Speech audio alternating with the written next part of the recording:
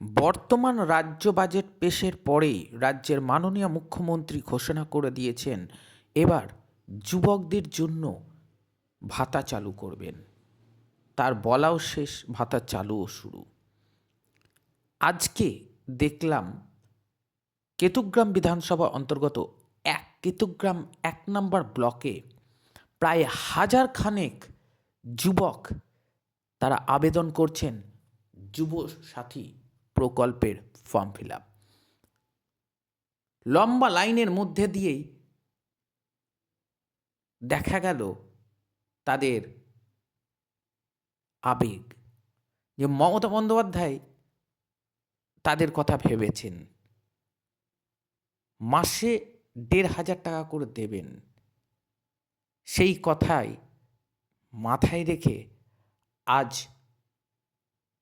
যুবকরা তাদের সমস্ত নথিপত্র নিয়ে ব্লক অফিসে উপস্থিত হন।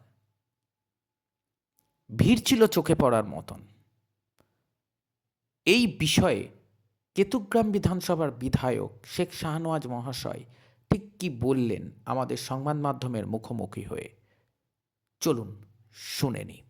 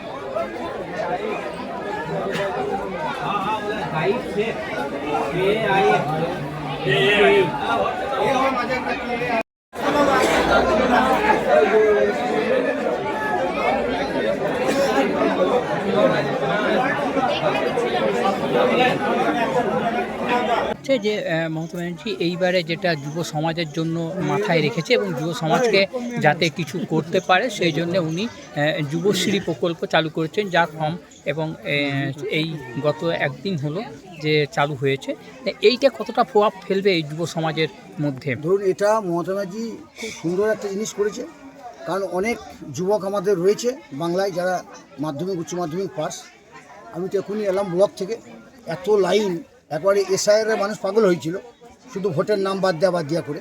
আর এখন লোকরা লাইন দিয়ে দাঁড়িয়েছে যে আমি যদি বছরে 18,000 টাকা পাই, আমি অন্তত পক্ষে আমার হাত খরচটা আমি করতে পারবো। বাবার কাছ থেকে যে আমি চেয়েছি নিই, বেকাররা, সেই বেকাররা ঘরেই রয়েছে, অথচ তারা এই ডিগ্রিটা নিয়ে দরখাস্ত করলেই তারা প্রত্যেকেই 1,500 টাকা করে পাবে। এটা একটা বিরাট ব্যাপার। এবং কালকেই 5 লাখ ছেলেদের নাম লেখা হয়েছে। আজকে 1 নম্বর ব্লক গেলাম, 2 নম্বর ব্লকে যেতে পারলাম না, কারণ এই আজকে শিবের প্রত্যেকটি জায়গাতেই অনুষ্ঠান রয়েছে। আমি এখনই পালিতে যাব, গুন্নাশান্তি যাব, বিল্লেশ্বর যাব, এমনি প্রত্যেক জায়গাতে খাওয়া দাওয়া শেষ হয়ে যাচ্ছে। তো আমি তবু 2 নম্বর ব্লকেও এইরকম লাইন, সারা বাংলায় যুবকদের এই লাইন। যুবকরা বলছে যে আমরা চাকরি না পেতে এইটুকু যেটুকু পাবো আমরা, সেটা আমরা 5 বছর ধরে বলেছে, মমতাজি ঘোষণা করেছে, এখন চলবে। আরও যদি তাদের প্রয়োজন হয় মমতাজি বাড়াতেও পারে। এটা নিঃসন্দেহে বেকারদের বিরাট একটা সাড়া ফেলেছে। যদি আপনি ব্লকে যান, দেখতে পাবেন কীভাবে মানুষরা ওইভাবে লাইন দিয়ে আছে, হাজার হাজার ছেলেরা লাইন দিয়ে রয়েছে।